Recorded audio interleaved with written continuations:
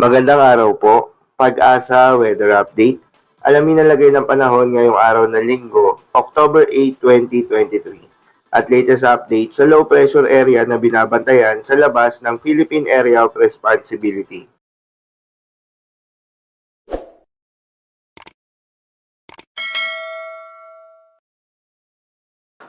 Magandang umaga mula sa Pag-asa Weather Forecasting Center. Ito ng ating update sa magiging tayo ng panahon sa susunod na 24 oras. Sa kasalukuyan, tatlong sama ng panahon o weather systems ang ating binabantayan sa labas ng ating Philippine Area of Responsibility.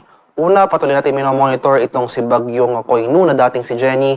At kanina alas 3 ng umaga, ito ay nasa layong 725 kilometers kanluran ng extreme northern Luzon. Ito ay mataglay na lakas ng hangin na malapit sa gitna na umaabot sa 155 km per hour at pagbugso na umaabot sa 190 km per hour.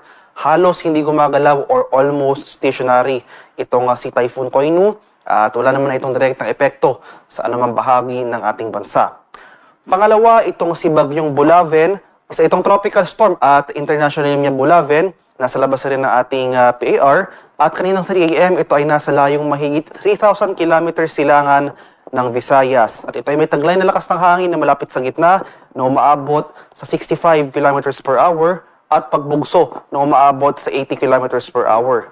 Mabagal itong gumagalaw pakanluran at hindi naman natin ito inaasahang papasok ng ating Philippine Area of Responsibility sa mga susunod na araw at wala rin tayong inaasahang direktang epekto ng nasabing bagyo sa anumang bahagi ng ating bansa. Pangatlo, itong low pressure area na mas malapit sa ating bansa ay nasa labas rin ng ating PAR at yung 3 AM location nito ay nasa layong 1,845 kilometers silangan ng Visayas. Nananatiling maliit yung tsansa na nasabing low pressure area na ito na maging isang ganap na bagyo sa mga susunod na araw at posible itong makapasok ng ating Philippine Area of Responsibility within the next 24 to 48 hours.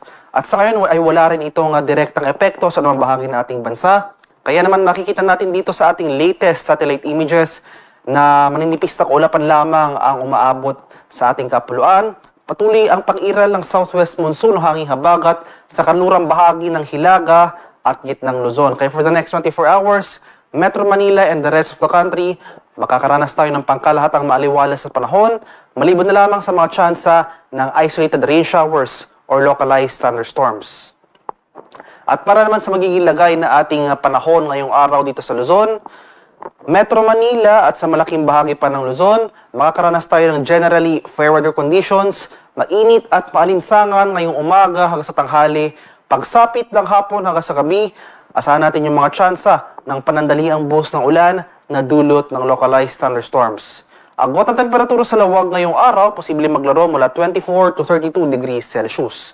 17 to 23 degrees naman dito sa Baguio City at 24 to 34 degrees Celsius sa Tuguegarao. Temperature forecast para sa Metro Manila ngayong araw ay mula 24 to 32 degrees Celsius, 22 to 30 degrees naman dito sa Tagaytay at 24 to 33 degrees Celsius sa Legazpi City. Puerto Princesa at Kalayaan Islands, temperature forecast natin ay 25 to 33 degrees Celsius.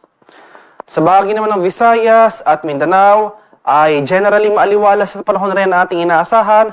Ngayong umaga pa lamang or ngayong madaling araw, may mga naitalan na tayong thunderstorm activity sa ilang bahagi ng Visayas, particular na sa mga areas or sa mga ilang areas ng Iloilo, sa areas ng Cebu at Bohol. Panandalian lamang yung mga pagulan na ito, so asahan natin mamayang umaga hanggang sa tanghali ay mas magiging maaliwalas ng ating panahon, nababawasan yung mga pagulan na ito. So generally fair weather conditions throughout the day. Mamayang hapon hanggang sa gabi, maghanda muli tayo sa mga banta ng biglaang pag-ulan na dulot ng localized thunderstorms sa areas ng Visayas at buong Mindanao. Agwat ang temperatura sa Iloilo ngayong araw, posibleng maglaro mula 26 to 33 degrees Celsius. 25 to 32 degrees naman dito sa Cebu at 26 to 33 degrees Celsius sa Tacloban. Temperature forecast para sa Cagayan de Oro ngayong araw ay mula 24 to 32 degrees Celsius, 24 to 34 degrees naman dito sa Davao at 25 to 33 degrees Celsius sa bahagi ng Zamboanga. At sa kalagayan nating karagatan, wala namang nakataas na gale warning sa anumang baybayin na ating kapuluan, banayad hanggang sa tamtamang pag-alon na ating inaasahan, At iba yung pag-ingat pa rin sa ating mga kababayan na maglalayag sapagkat kung meron po tayong offshore thunderstorm activity, ito yung mga pag-ulan sa ating mga dagat baybayin, asahan natin ang bahagyang paglakas ng hangin, kaakibat nito ang bahagyang pagtaas ng ating mga alon.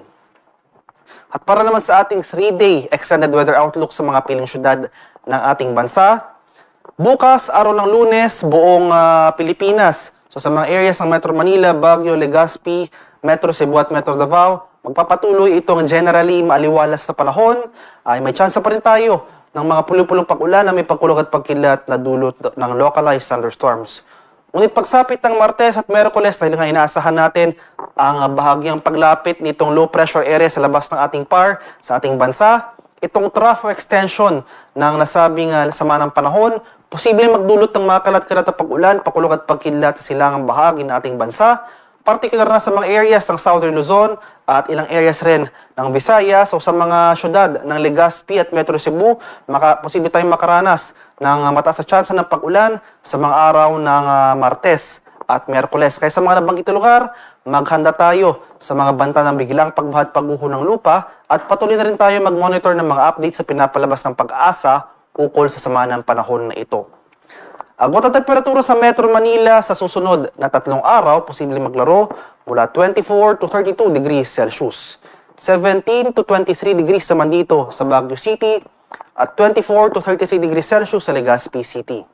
Temperature forecast para sa Metro Cebu sa susunod na 3 araw ay posibleng maglaro mula 24 to 32 degrees Celsius at 24 to 34 degrees naman dito sa Metro Davao area.